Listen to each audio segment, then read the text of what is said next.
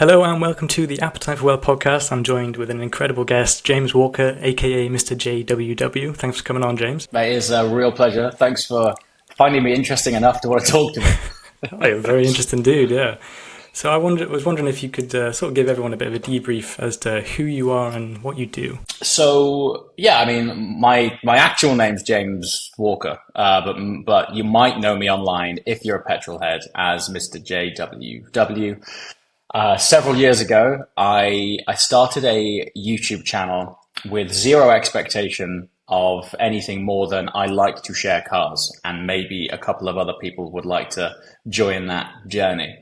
Fast forward across those several years, it turns out quite a lot of people enjoyed it, and the channel's had, as of this month, I think 220 odd million views, something like that, which is cool. And across platforms, you know, probably 1.5 million subs across the likes of YouTube and Instagram, TikTok, etc. And as I say, I started it with zero expectation. It was never intended to be a thing, and now it became a full-time thing. And here we are, having the opportunity to talk about it with wonderful people such as yourself, Tom. So thanks for inviting me on. No worries. So did you start the YouTube? Was it all sort of stemmed from the YouTube channel then? And when did you start the YouTube channel? So there's a chapter which wasn't really shared so much, which was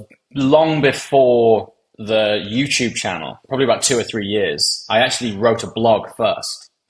And the reason that I wrote a blog first was, even though I wanted to film, it's so full on. Like, from a time allocation point of view, filming's gnarly, right? So at that time, when I was starting out, I still had a full-time job, and I was unable to allocate the amount of hours that it realistically took to travel to wherever the filming was taking place, film it, travel back, edit. Edit is disproportionately where the hours are, and then upload it, right?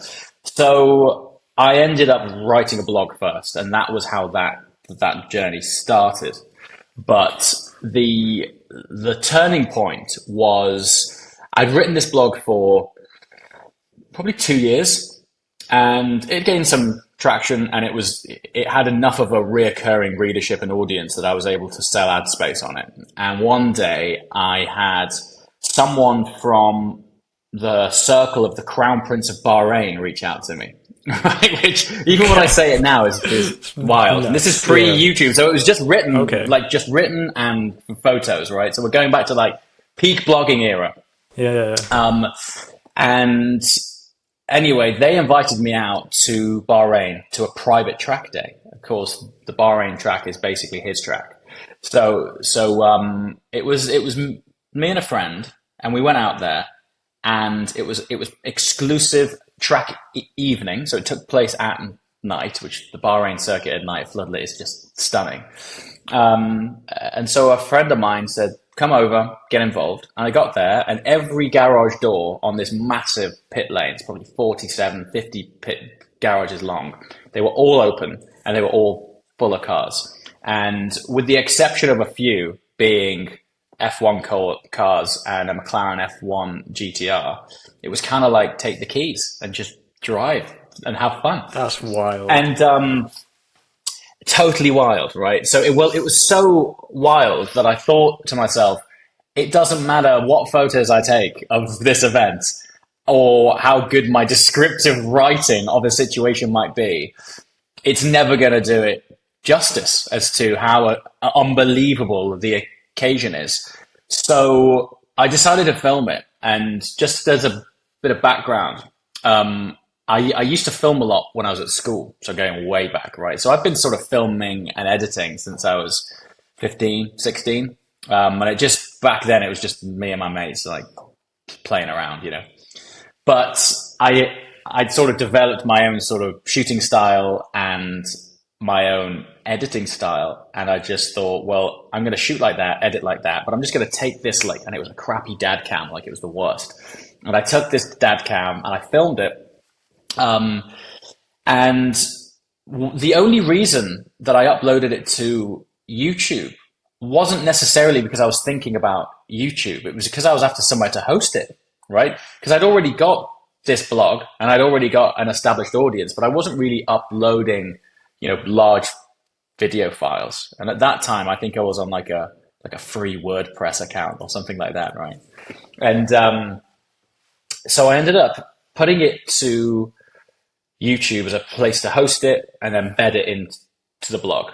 Now, because the blog had already got an established readership, that video got traction, right? So we're going back now, probably 2015. And I think that video, it ended up doing like, I don't know, 250,000 views in like the first few days, which even now is good, right? But in 2015, that was like, whoa, what is going on? Yeah, it was nuts. So that was the sort of turning point where I left or started to evolve from the written blog to, if I can keep banging out content like that on YouTube, it'd be great.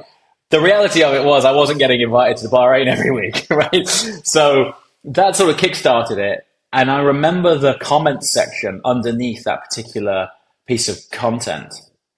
And it was like, next time you want to see this, or we want to see more of that. And so I just read through the comment section, picked out comments of things that I thought I could still film, and off it went. So that's how it started. That's awesome. Couldn't have gone any better. The Bahrain, that's just awesome. It's like a dream come true, that. So what were you doing initially then? Were you corporate? Did you go to university? What were you doing before the YouTube sort of took off? Yeah, I did. So I went to university, and I remember my first year was business, media, and communication, which just sounded like a generic thing that I thought would help me out. It turns out that course was because I'd already done business studies when I was at school. And so when I got to this course, it only took a few weeks to realize that I've already kind of done what was being taught here. And it felt quite a sort of irrelevant, outdated course. And I remember thinking to myself, I need to change courses here because I'm not going to get any value out of it. So I did change course. And I went on to this, it was basically this media training course where I could play around with Apple computers all day and edit and film stuff. But the coursework, weirdly, was no more advanced than the stuff that I taught myself when I was at school. So I remember being handed this coursework by the tutor on the new course, which I changed from to. And I read through it and I was thinking I could probably do this within 3 or 4 weeks. So I went to my tutor and I said, I've read through this pack that you're proposing is going to take 6 months. If I can do this sooner, and I didn't give him a time frame, but I said, if I can do this sooner, I said, is there anything else I can do? Or, is it going to free up some time? So he said, well, and I think I probably thought I was a little bit cocky, but it was really basic, like editing stuff. And so I ended up getting this coursework out of the way in like 4 weeks. And I kind of found then a load of free time, but because I was on that course, I was still dabbling in, trying to be creative here and there and film a few things. And luckily at that time, I got friends with driving licenses and we were like dabbling in filming with cars. But long story short, both of those courses for me in my particular situation didn't necessarily give me the trajectory that I was hoping for. And so my dad had a business and one of the key members of the IT staff left just at the beginning of a summer break. And I remember him asking me, he says, do you want to just fill in for this guy like during summer until we find someone else? And I was there for 8 years.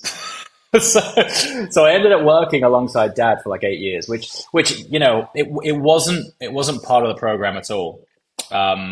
But at the same time, there was a huge amount of learning there, and that was basically, it was this e-commerce business dealt in fashion, And so I basically spent my days learning how to produce catalogs for mail order. This is going way back, dude, Yeah, I was right? gonna say, Printed like A5 catalogs that yeah, we yeah, would yeah. like mail out. And then didn't take me long after being there a few months going, this is super inefficient and really expensive. And why don't we just do the equivalent of this in email form? So I ultimately, long story short, ended up doubling down on becoming this like sort of internet marketer. And it was e-commerce, email marketing, affiliates, and then social media came on stream. And that's how I sort of cut my teeth learning the social media landscape. But all along that journey, I always sort of felt like it was, I was there supporting the family business and I was growing with it and it was fine, but it wasn't like passion by any means. Okay. So the car thing was always still there. And I just remember this moment when I'd saved up for a house. All right. I'd literally saved a deposit for a house. And I went to see this house for the second time and I got super cold feet and I'd not gone on the journey of enjoying cars to anything like I'd expected to have or hoped to have done at that stage. And I just remember thinking, and I can only speak to it as like an instinct going, I don't know about this. I know this probably isn't in the eyes of society right, but I don't want to be locked into this yet. I was like, I can't track day a house, right? Can't track day a house. Can't road trip it, So true story, I took that deposit and blew it all on an Audi R8. That actually happened. Yeah, which, What year well, was you say What that. year? Oh, yeah, that's going back now. You say that, but it was the first gen V8, so that's how long ago it was. It wasn't when it launched, but it was a few years after that. But the interesting thing about it was, the financial pressure that came from that, because I didn't buy it outright. It was just a deposit. And then I ended up financing myself up to the eyeballs to have this car, which I don't recommend for anyone who's tuning in. But I'd had this car, and at that time, the R8 was still relatively fresh and still pretty cool. And it became this unlock. So it was the key to everything, dude. Like I ended up going to all of the car events, all of the track days, road trips, rallies, whatever it was, right? And so every weekend I could use this thing as an asset to unlock the journeys that I needed to go on to capture the content, right? And this is why the R8 was kind of responsible for me. And it kind of forced me into it because I got this financial burden now. And that's when this blog started. And so I started writing this blog and then eventually started selling ad space. So what age were you at this time? Let's have a think about this. Well, 8 or 9 years ago. I'm 38 now. So 20, I was probably 27, 28, something like that. Yeah. So, I mean, it seems like that, dude, it's gone fast, but yeah, that car was kind of responsible in a sort of roundabout way of like forcing me into making this car work for me as an asset rather than just taking the hit, right? So yeah, that was kind of the early days of how that chapter started. So at what point did you sort of say, I'm not going to do my corporate job anymore, working for your dad, and just go full in on YouTube? So since this trip to Bahrain, I was trying my best to get an upload out once a week. And it was the best I could do because that's the only time that I got, right? And the problem with one a week, at that time anyway, was unless it was like absolutely hyper content and it was banging, right? And it was really solid, title and thumbnail were amazing and the opportunity on camera was great. There was a sort of algorithmic tendency to want to have a quantity, right? So it was like ideally you would upload 3 times a week back then, right? And things have changed a bit since then, but it's still kind of there. So I'm building up this channel. I've still got the blog going on. And one day, Jaguar Land Rover reached out to me. And there was a cold email. And they said, we've got this really exciting new car launching. And we'd love to talk to you about doing something together. We can't tell you too much about it right now. You're going to have to sign an NDA, and then you're going to have to come down to our offices. Now, at this time, when you're starting out as any type of content creator, but particularly in the car world, you will go to the opening of an envelope. Like, you go anywhere, right? You just, like, all you're thinking every day is content, content, content. So I'm like, I've only ever filmed supercars, sports cars up until that point. So I'm thinking, if Jaguar was reaching out to me and they want to do something and they're launching a new car, surely it's going to be a supercar or a sports car or something. And I had all these wild ideas, like they're going to bring the XJ220 back. So anyway, I head down to London, and JLR had this agency called Spark 44. And Spark 44, I believe, they used to be an external agency, but JLR ended up putting so much work through them that they actually acquired them and brought them as an in-house agency. But there was enough separation that Spark would treat JLR as the client, even though the client owned them, right? So anyway, I get down there. Nice posh offices in London. And I walk in and I'm like, I'm here for the chat. Sure enough, the NDA comes out, and I'm thinking, right, I'm going to hear about this amazing new sports car. And they take me in this big white room, and they say, right, we're bringing back, and I'm like, pause, wait, the XF shooting brake. Now, XF shooting brake is posh for diesel estate car. That's what that means, right? Right? So I'm like, why are you talking to me? You know, it's not that I don't care. It's just that my audience, everything that I've done has been like fire breathing supercars, right? Like petrol head distilled thing. So I said, why do you want that to go on my channel? I was like, I'm happy to talk about it, but I don't know if this is going to resonate with the audience. And they said, no, we don't want it to go on your channel. We want you to present for us on their channel. And I'm thinking, I'm not a presenter. I'm just a dude that talks about cars. And they were like, we love the way you present and, you know, your delivery of it. And I said, look, let me hold you there. I said, what you see on camera literally falls out of my face as I'm driving, right? Right. So there's no like curated script here. I'm not a presenter in the traditional sense.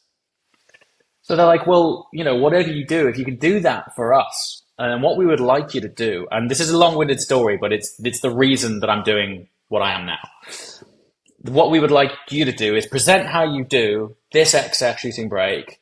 We're going to go abroad, and we're going to close this road, and then we're going to launch it. I'm like, okay. So they say to me, and this is in the early days of when 360 video technology was becoming a little bit more mainstream, right? And the pitch to me was, we're going to use this groundbreaking 360 tech, and you know, we're going to upload this on the website. And what's going to happen is Andy Murray, as in tennis star, when we launch this car, he's going to drive it onto the court at Wimbledon, and it's going to be a big fanfare, and it's all going to launch, and then your video is going to go online, and everyone can check it out in 3D, in 360. And I'm like, all right.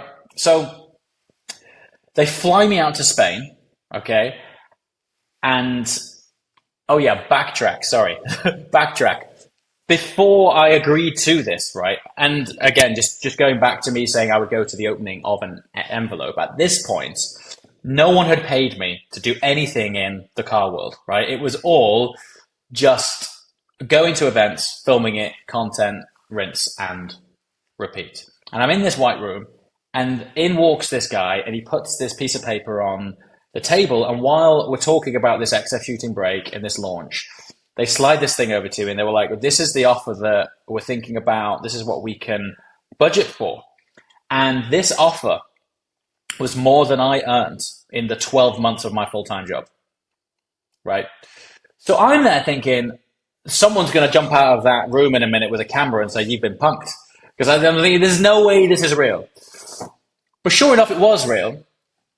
So I accept this offer. And looking back now, I was a bit naive then, because it was my first exposure to a corporate level of blue chip spending, right?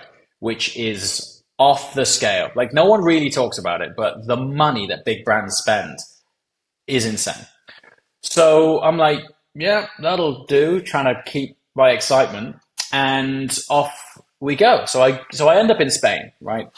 They have when I tell you this, right? They took over and closed down a mountainside privately, right? So it had this amazing road that would run through this mountainside. They shut the whole mountain down.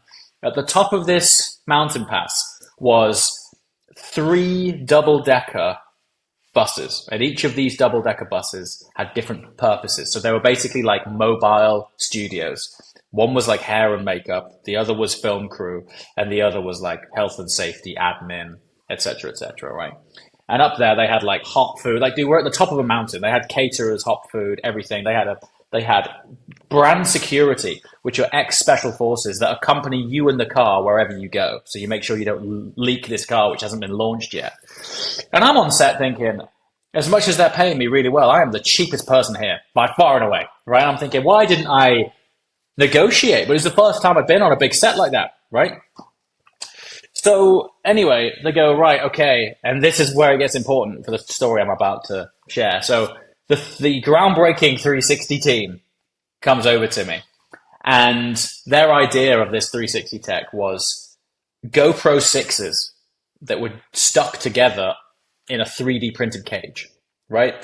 So at this time, there's no Insta360 at this time, dude. So it was all manual stitching it. So there was no like automatic 360 software stitching. So they're like, right, we're going to film on all of these GoPros that are stuck in this cage.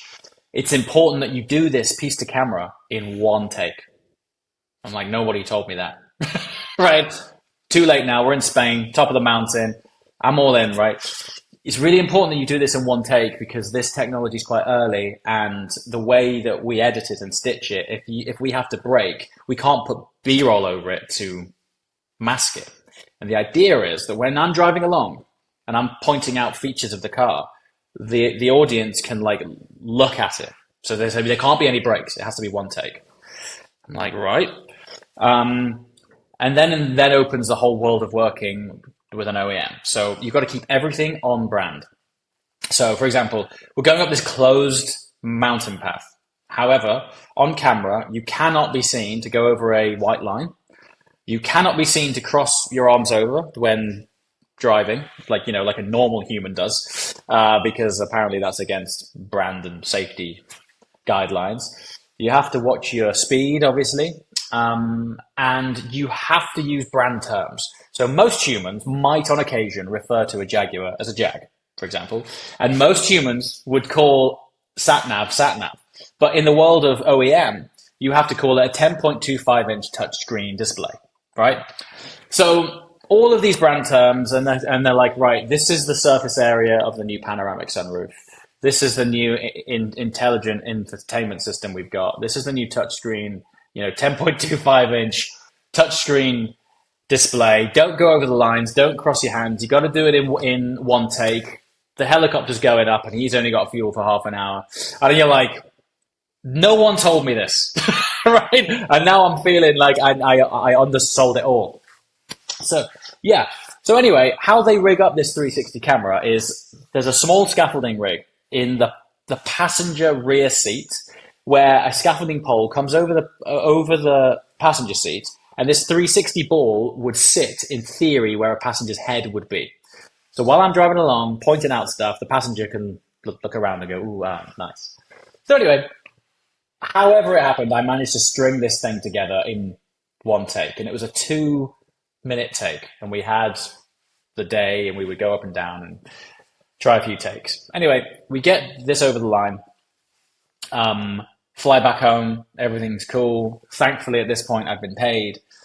The date of the embargo for when this car was going to be launched goes live.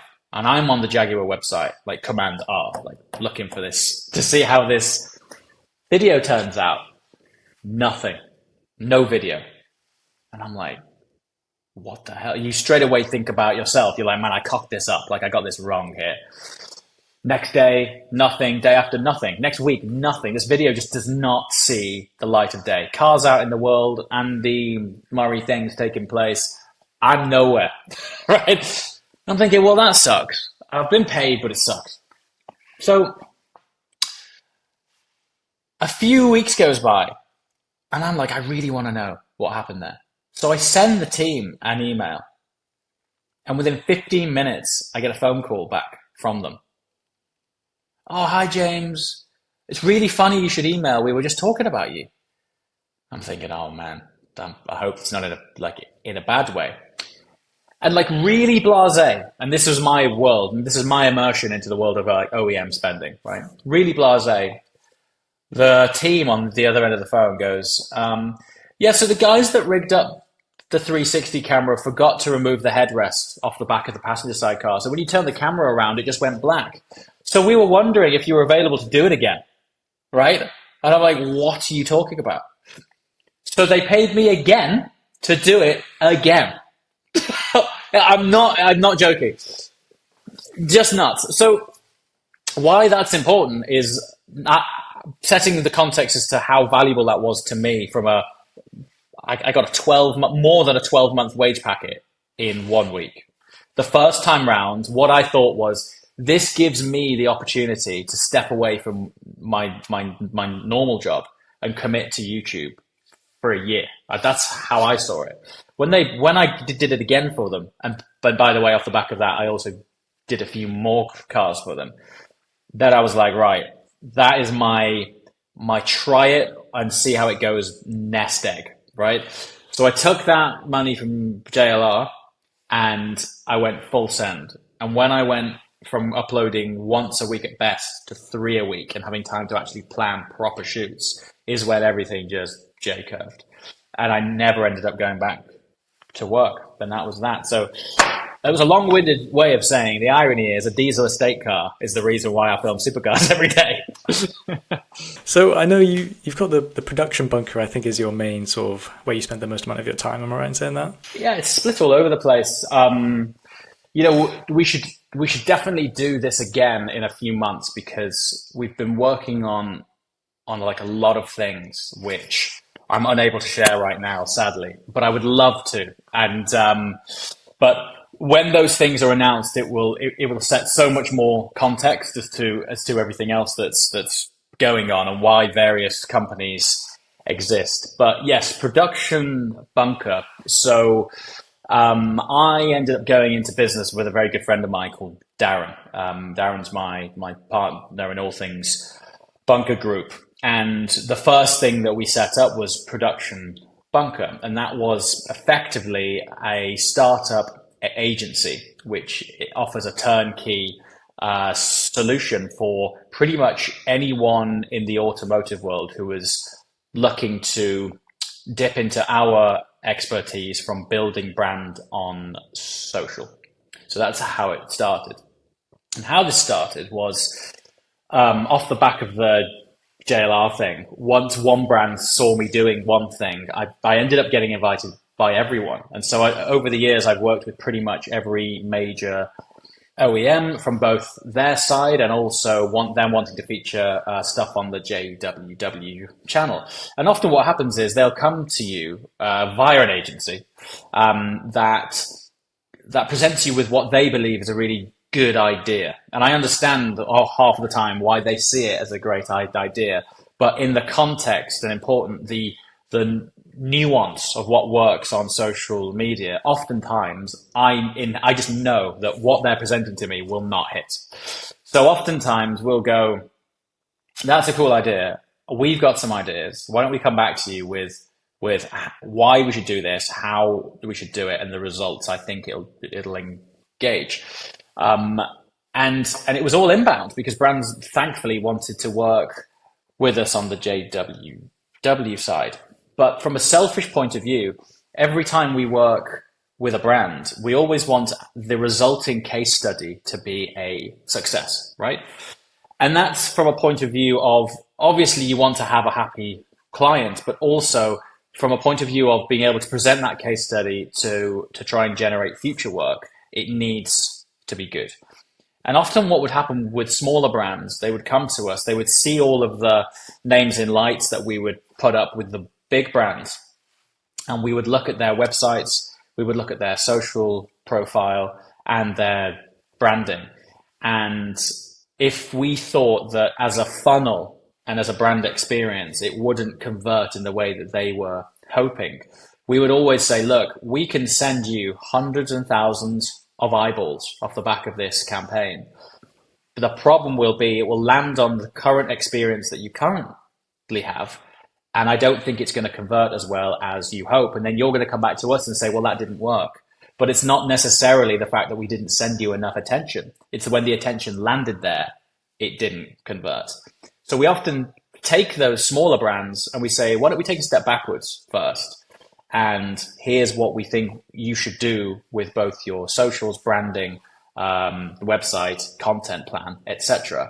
Let's build all of that up and have a really great foundation. Because the first thing that people do if they're interested in a brand or considering parting with any cash to experience whatever that brand's product is, it's just a natural part of the journey these days that you go on their Instagram. You might search for them on YouTube. You're going to check out their site, and frankly, if it isn't up to it, you've got less chance of it working. So that's one of the reasons why Production Bunker started, just because off the back of all of this approach we got, there was a lot of upfront legwork that needed to take place first. And we thought, well, we're in a very good position to do that for them. Why pass it off elsewhere? That's cool. So you basically take into account and basically manage their whole social media presence, like the content they're producing and just their branding as a whole. And can you give any sort of examples of when clients come to you saying, oh, we want to do this, but then you think, oh, no, it's actually better doing it this way? Is there any sort of examples of that? Yeah, so we can give you a few, and some, like, it's great to show really small examples and then really large ones. So on the smaller scale of things, we partnered with a company called Equus. And Equus are the leaders of creating incredibly beautiful equestrian, like horse riding facilities. What they found was that when they were often building these incredible stables, the owners that were having these stables also had incredible cars, but they weren't always allocating the same amount of resource to storing their cars as they were taking care of their polo teams. So Equus came to us and said, look, we've got the horse side of things like sorted, but we really want to throw eyeballs on the car world, because we can apply the same thing and build the most spectacular man caves, right? So their idea in the early stages was, why don't you come and see some of the things that we've built, right? Which is a natural thing. But from a content point of view, it's a very hard sell for a petrol head car channel to go and throw an expose on a stables, right? So as much as they were beautiful, the problem they got was they hadn't built any garages with the asterisks here that they could show. Now, these guys operate in such an ultra high net worth space. The majority of the construction that they do is all under NDA, right? So most of their clients don't necessarily want their work out there. And some of the photos that they sent of some of the garages they built were off the scale. Like, still to this day, I'm trying to access it. But these kind of clients, they don't want it. So we're like, okay, so you've got the ability to build these things. We can't show it, but you want us to show the stables you've built, which won't hit, right? So what we ended up doing was going, okay, why don't we create a series around ultimate man caves that other folks have built, right? And it sounds nuts, but one example, we went to a place called Carrage in Switzerland, and you've got to just Google this place. Just go onto YouTube, look up MrJWW World's Best Garage. I can't even put this place into words. It is so off the scale, insane, right? Thankfully, these guys allowed us in to film the architecture, the cars, the environment, talk with the owners about why they built it this way. And the series was brought to you by Equus, and it was laid out in a sort of challenge where Equus do this. They have challenged me to find the best garages around the world to share with you. And ultimately, it was an expose. But what we ended up doing was, I think that video did 2.5 million views. We would have never have got that off the back of going to the stables, right? Anyway, that kickstarted a whole series. I mean, we've just been to Florida, and we've just seen a collection out there, 420 cars, private collection, right? And off the back of that one episode, we're now going on this perpetual journey around the world to discover the best garages. And it's in the light of Equus do this. They are building some of the best, but they've set me the challenge to go and find anything else which succeeds that. And that was that. And since then, we've had inquiries from Mexico, Saudi, London, all over the place, because we've just put up their name and associated it with that space. So that was an example of a smaller brand. Again, we did the full suite for them: website, socials. Sometimes we can say we'll do everything for you. Other times we'll advise it, and then they'll say, "Okay, thanks for the advice. We'll go and do that." And then if you want to go on the other end of the spectrum, we've recently done a campaign. In fact, this is one where I pinch myself as a sort of childhood dream, but Lego came to me and said, "Do you want to be an ambassador for the brand?" I'm like, this is absolutely nuts. So we ended up working with them on some campaigns. And that again was a discussion about, okay, we are launching this new series of products. We've got some ideas, but why don't you do you? And that's a great example of a brand that understands how it works. So every creator or every brand, they obviously have their own way of appealing to their own audience. The worst examples are when brands come to you and say, "We want you to do this in this way," right? And then the problem with that is you're treating it like an advert, and no one's coming on social media to be sold to, right? So everyone's here to have escapism, infotainment, entertainment, watch something cool. They're not here for an ad. So for us, it's always been about, okay, while we are ultimately integrating exposure into this piece of content, how do we do it in the most authentic and organic way, right? So it's not literally an ad, right? And that way, we've been able to work with them to create content where we've built their cars that I own, which has been great, right? So I've been able to build various Porsches and share that, and then we've launched it on the back of the wing of a GT3, say. So yeah, it's as extreme as that. Michelin, been a brand ambassador for Michelin for 6 years now. That's our longest standing partnership, and the reason that we're still with those guys, and the reason that we said yes to those guys in the first place, and this is going to sound crazy, they actively said that we don't necessarily want you to talk about tires. Now that's a really weird one, but what I mean by that is, obviously we're featuring tires and we're roundabout talking about tires, but what they mean is, inherently, the purchase of a new tire is by and large a loathed purchase. No one gets excited about it. They're expensive. They're round and dirty. And unless you're a track day nerd, you don't really appreciate the why, right? You don't really get why a Michelin is necessarily better than something else. And so we came to an arrangement, and this is why I knew these guys got it straight away, and this is why we've been doing it with them for 6 years. We came to an arrangement that we would position them alongside the products that they ended up going on, and therefore what they helped to activate. So take, for example, a Koenigsegg, right? So Koenigsegg have been a partner with Michelin for over 20 years. Almost every Koenigsegg that launches breaks some sort of world record. And all of that performance goes through one thing, which is the tire.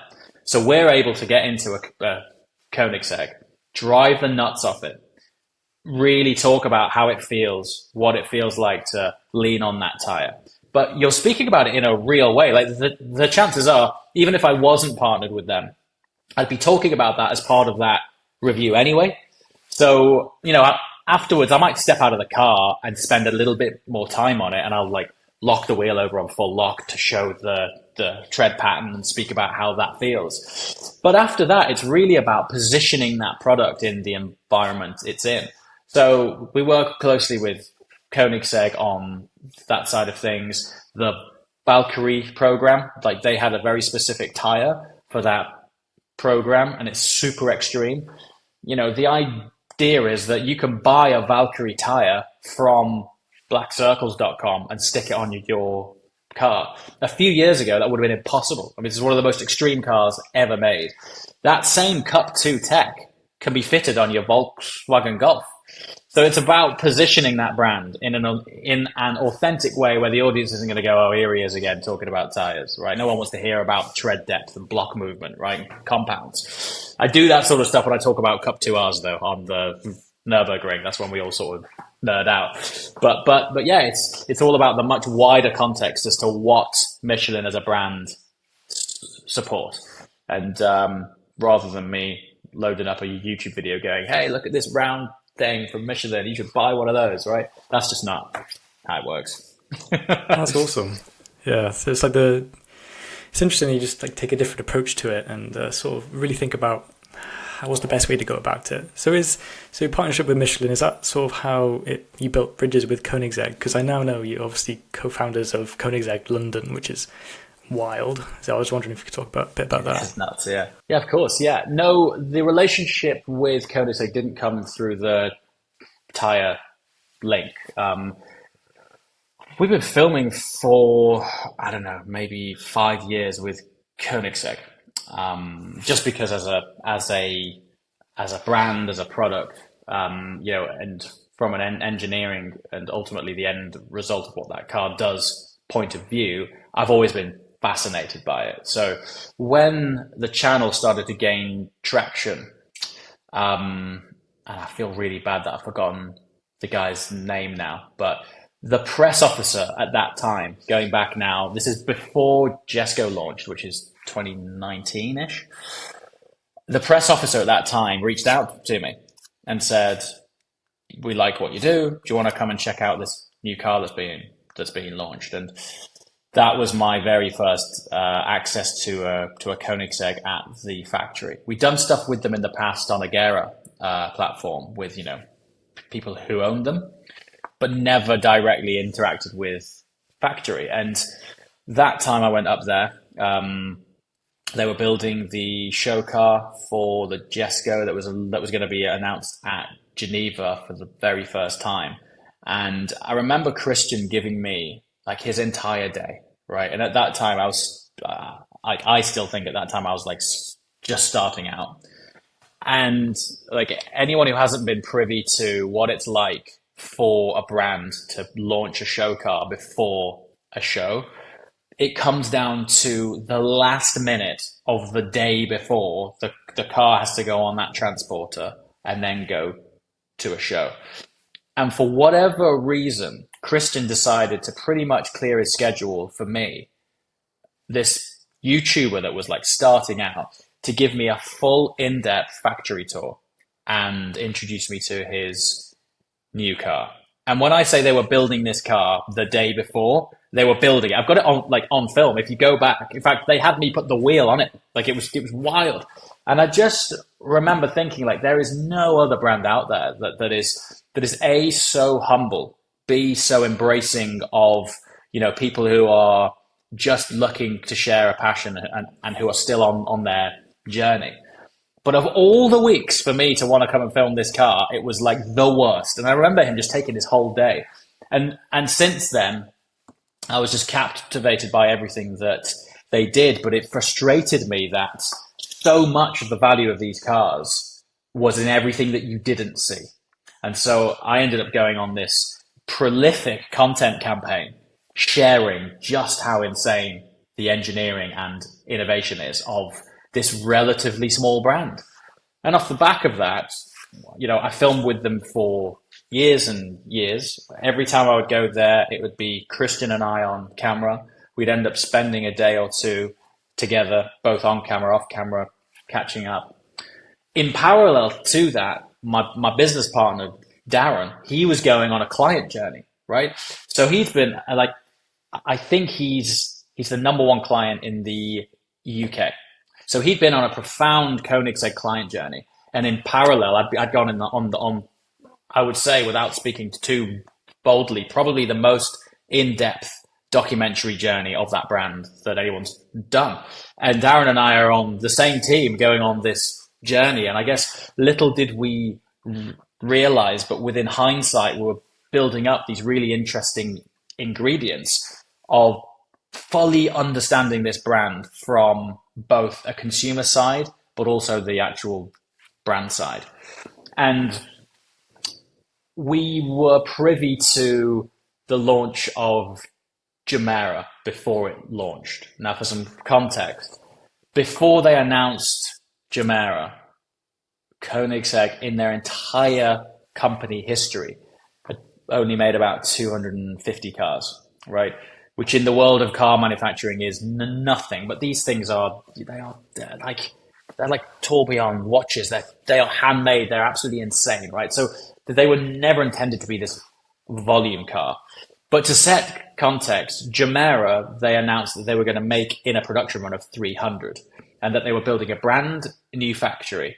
And that when this factory came online, the output of this brand, which for context, Rugera, 80 cars, took the best part of 5 years to make, right? And they're saying, okay, we've got this Jumeirah, right, which is like this wild Jesko hybrid, is going to be built in a brand new factory, and these 300 cars are going to be built in the next few years. So there was no one out there that had a standalone Koenigsegg exclusive experience. Koenigsegg historically had always been as part of a dealership, which typically had multiple brands, or that brand would have been in a showroom alongside other brands. And for us, Darren and I always thought of them as, the best in the world. Why would Pagani have their own sales suite and Bugatti have their own sales suite, but Koenigsegg would like share it? I was thinking, that's not how I feel about this brand. Darren as well, on his client journey, hadn't had the best experience from one of his sort of sales processes, and we thought there was a better way of doing this, right? And so when I look back and speak about it, I'm like, man, we were pretty bold to go up there. But I remember it vividly. Every time I head up to the Koenigsegg factory, it's generally quite fun, and we're filming cars, and that's the sort of remit. And this one time, we headed up there, and I've got like Christian and Haldora sat in front of us, and it was like Dragon's Den, and it was like, hey, so we've got this idea. And look, we'd spoken about it with the other directors, Tariq and Andreas, who are effectively the like inner sanctum and right-hand men of Christian and Haldora. We run it by them. We put together a proper business plan as to how we were going to do it, why we were going to do it, and importantly, how we were going to add value to the next chapter of Koenigsegg, which I believe is a different chapter to where they have been. The quality of the cars they're building now and the volumes of cars which they're building now, for us, supported the justification for having a new experience. And so that was what we did. We threw our hat in the ring. A few weeks later, we got the okay. And then it took us 2 years from that date of, okay, do it, to opening our showroom in Kensington. And that opened about 6 weeks back now. So it's kind of wild, mate. Yeah, 100%. So have you had much interest in clients trying to buy a new Koenigsegg from London dealership? We have sold out of our allocation of cars. Wow. So we've had some interest, yeah. Christ. How many cars is that then? It's a few. I can't say, but one thing I will say is that that didn't happen in the 6-week window that we just opened. We've been trading since the day we announced, which was last May. And Koenigsegg's are, it's a very different way of interacting with that sort of customer. So even though we do have a showroom, the showroom for us is as much of a statement of intent that we're not here to play around, that we're taking it very seriously, and the level of investment to create a Koenigsegg dealership in central London is more of a statement, right? So, but you can still come there, you can configure a car, you can talk to our team about it. It still operates as a showroom and you can order a car there.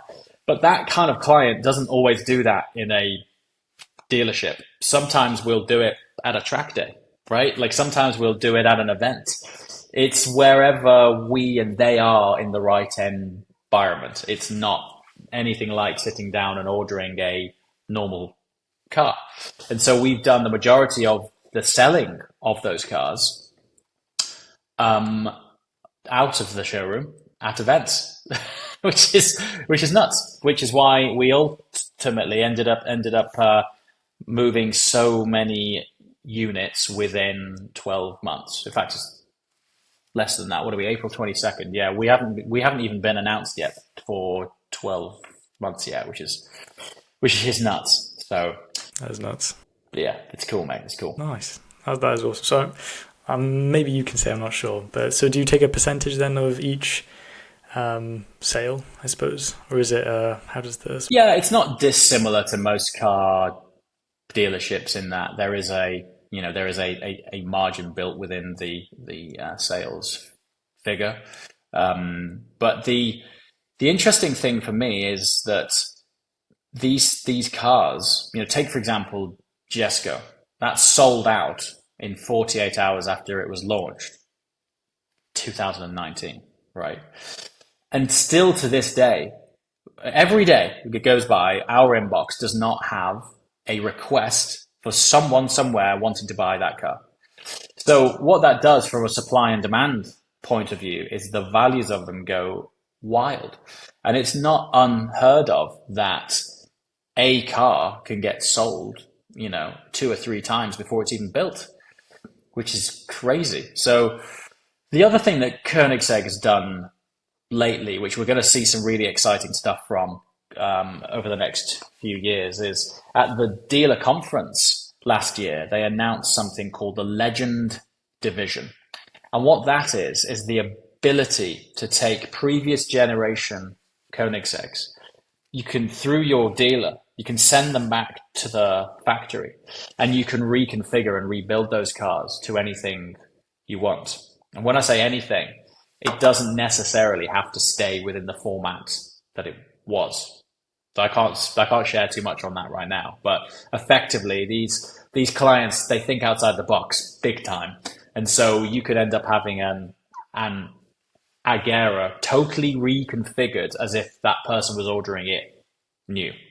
And that department is coming on stream, and we'll be launching some pretty special cars from that soon, which is great. How do you think the price will be affected then of each car then if it's being reconfigured? Well, if we take an example of an established version of that, in the Pagani world, Pagani do that right now with the Zonda. So if you have a Zonda F, for argument's sake, and they only made 25 of those, you would be right for thinking, why would you take a 1 of 25 naturally aspirated V12 Zonda off the road and turn it into something else?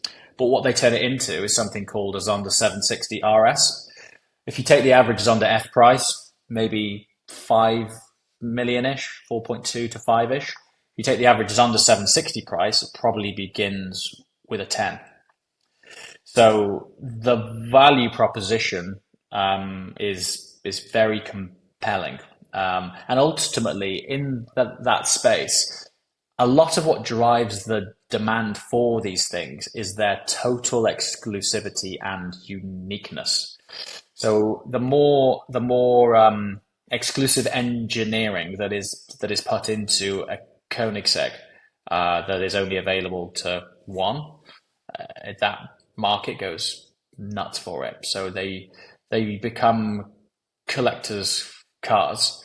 But what I really love about the Koenigsegg car culture, unlike lots of brands in that space, somehow they've managed to develop a culture where customers use their cars and they use them properly, and yet it doesn't seem to affect the value of them. And I think the reason for that, outside of them just being, super rare and incredibly special, is because they all get used. It doesn't look odd when they all have, X amount of thousand miles on them. So yeah, we've seen Agueras with like 16,000 miles on that are worth 2 million quid more than they were new. It's a strange world, isn't it? Yeah, 100%. But you can see why they're literally moving art pieces, aren't they? And the performance is just, you can't go wrong. Yeah. Yeah, I think what's cool about them is you're right that they are moving art pieces, but what I really like about them is they really get used. Like a lot of the art pieces in this world, they just sit in collections. They don't get used so much. And one of the reasons for that is the servicing costs on cars in that bracket are often like insane. On a Koenigsegg, they're acceptable based on the value of the car. I mean, it's definitely more affordable than the likes of a Veyron, say. And I think that helps, because even though they are landing in the hands of people who are incredibly wealthy, they're also not stupid, and they don't want to have their pants down with stupid servicing costs. And that's one of the reasons that the Veyron program fell short, was because purchasing it was the easy part. The maintenance of it felt like they were just taking the piss. So that's why as well I think it works. Gotcha, yeah, that makes sense. So what do you think is the future of the MrJWW brand and the production bunker? Where do you think is going? Man, I wish we were having this phone call in like 2 months' time. Oh, is it? Okay. I really wish it's so we've been working on something, and this isn't an exaggeration. It's been offline, and we haven't mentioned a word about it for 2 years, which is really unheard of in the space that we're about to announce this thing in. This has never been done before, and I think it's going to.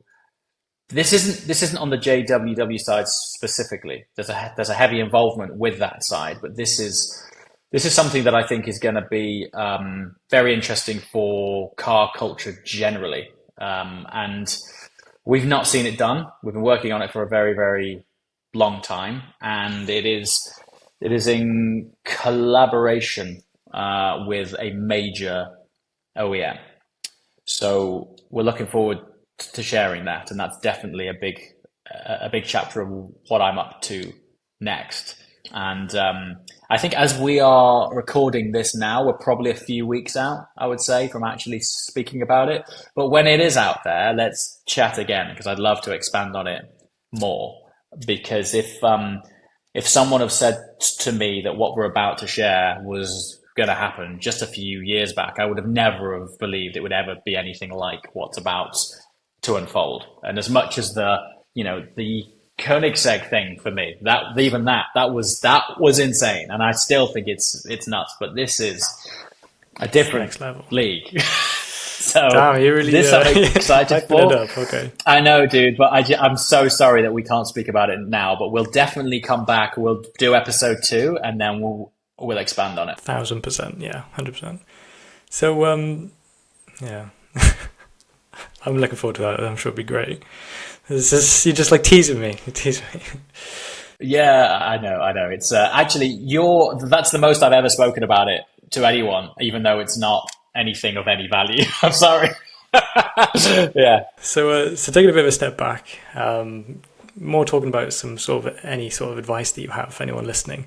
So what's something that you sort of wish that you know now, which you wish you would have known starting out? I wish I'd have started sooner. Okay. So, and that doesn't mean I have regrets or I would look back and change anything, because I'm, like, as I just touched on, if half of what I've just said, I wouldn't have even believed it, a few years back. But what I mean by that is, I speak to a lot of people, and this comment that I'm about to share is specifically in association with my journey of creating content, right?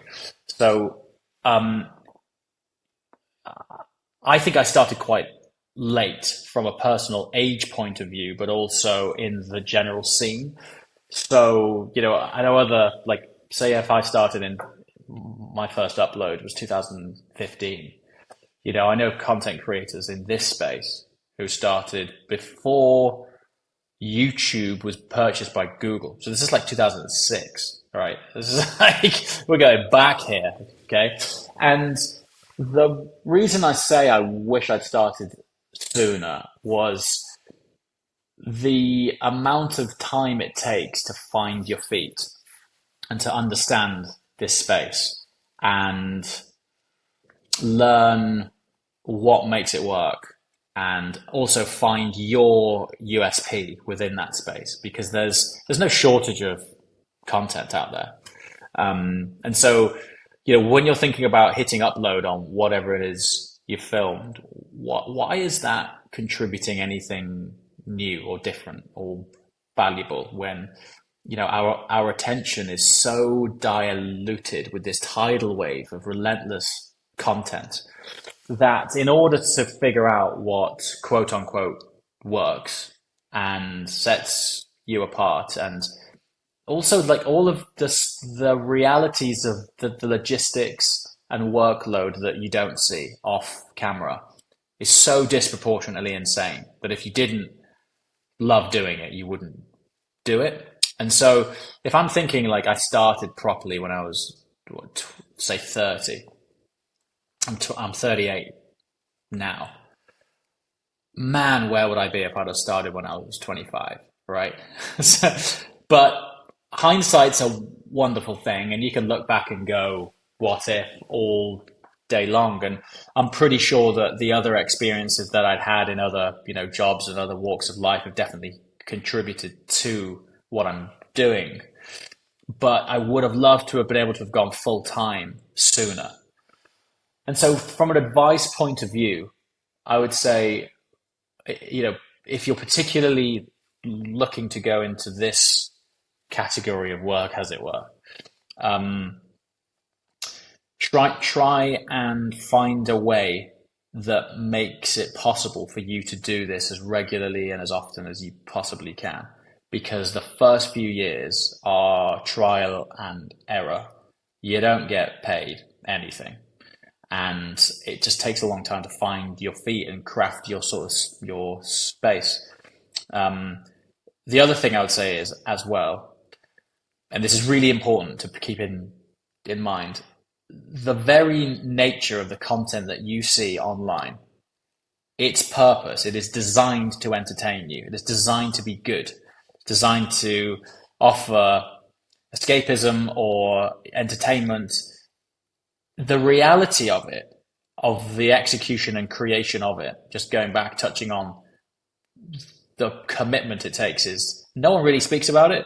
I think if you were to look at it purely from hours allocated to content outputted, you'd be classed as insane to start with, because it doesn't pay for a long time, and then it snowballs and then it J curves.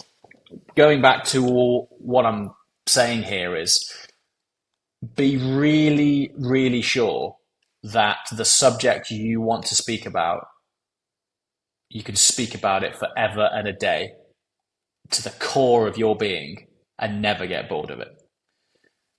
And that's another way of saying do what you love. And I've specifically not said it that way because it's desperately cliche, and I understand that. But the reason people say do what you love, it's not because it's nice to do what you love. It's because what it actually takes to accomplish, again, quote unquote, success in this space, and by success, let's just call it as it is, be financially stable and free, making content or doing what you like. If you really love doing it, you will inherently go over and above. And it's the over and above. It's not the 100%. It's the 110% that allows you to break through. And I think if you do it because you want to do it anyway, and your idea of doing what you love, I've always said, is if your mates invite you out for a drink or to go to the cinema or whatever it is. Doing what you love is, no, I'd sooner stay in and edit till 3 a.m. rather than do that, right? And I think that there's quite a lot of, definitely within content creators, as cool a persona as, people like to make out online. When you start out, you've got to be a bit of a geek because you've got to love editing and you've got to love sound effects and camera gear and trialing with like I'm just like live and breathe tech all day long. I'm like trying to improve and iterate our process, and we're jumping between Final Cut and Premiere Pro and generative AI and all this crazy stuff. And that for me is the love first and foremost, right?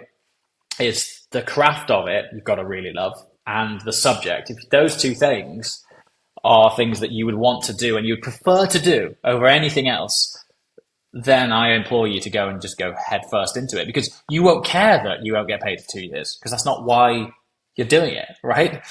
When it pays after 2 years, it's like euphoria, because particularly if you've ever worked a normal job, right? Like, I mean, if there's ever a day where I'm having what could be depicted as a bad day, I look back and think, well, I used to work on an industrial estate in a crap office, uploading products to eBay, right?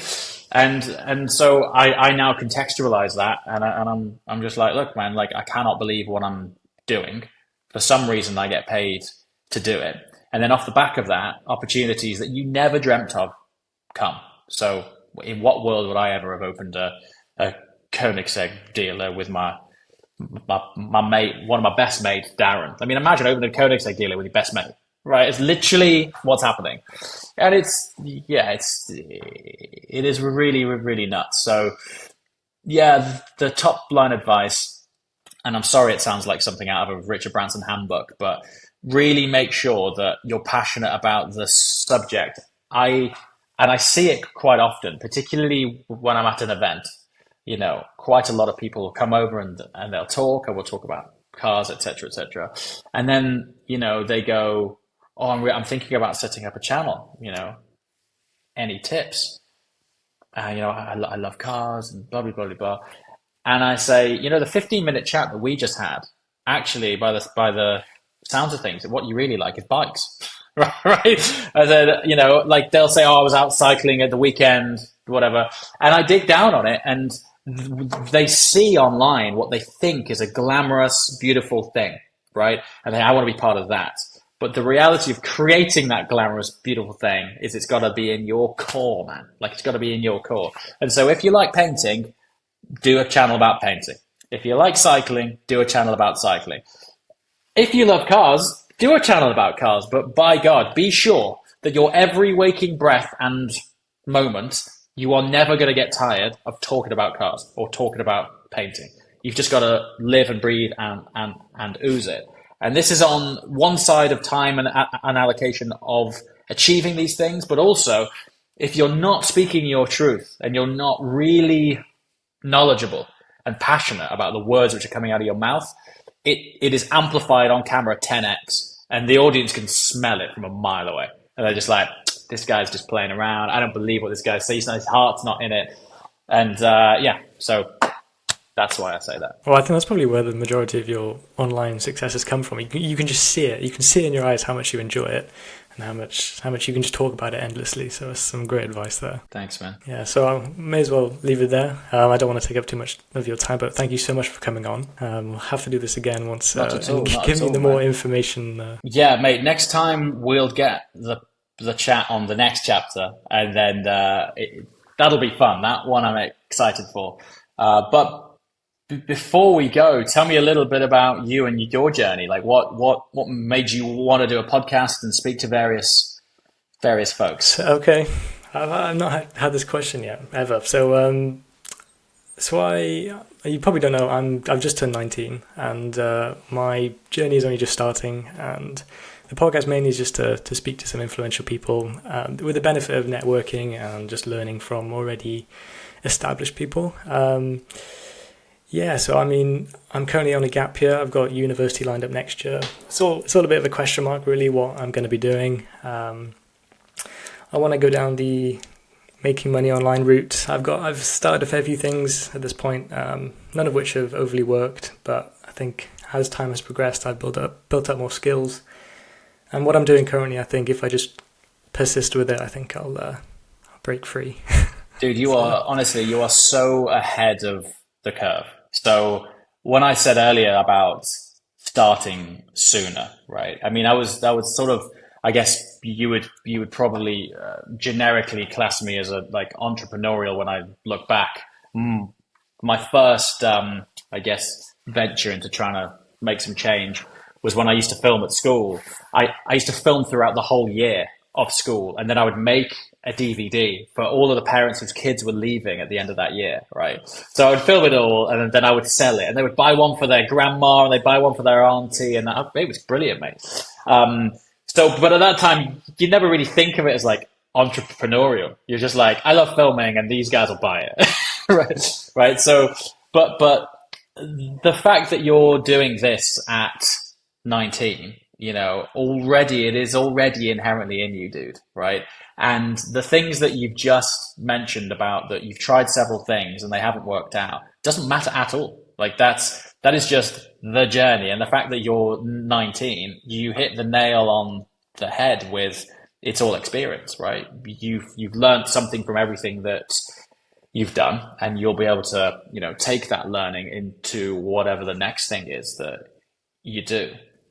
But one of the things that I will leave you with, which I think is the most fascinating for me personally, is if I was in your shoes today, I couldn't have told you what I would be doing when I was in my 20s and 30s because YouTube didn't exist, right? So if there's ever a moment that you think, I don't know what I'm going to do, the chances are what you end up doing is an impossibility right now because the category does not exist yet, right? So when I was at uni, the word YouTuber did not exist. It wasn't a thing. So I could have never have said, when I grow up, I want to be a content creator who's on this platform called YouTube. Didn't exist, dude. And I'm sure you've been following like the insane developments of AI and generative imagery. I mean, that's going to open just the most insane opportunities for content creators going forward, mate. So I think what you're doing is great, and stick at it. And I look forward to catching up on the next one. Thank you so much. That means a lot. Cool. Yeah, we'll have 100% get another episode in at some point. Absolutely, man. All right, buddy. Cool. Thanks a lot. Cool. Take care. Thank you.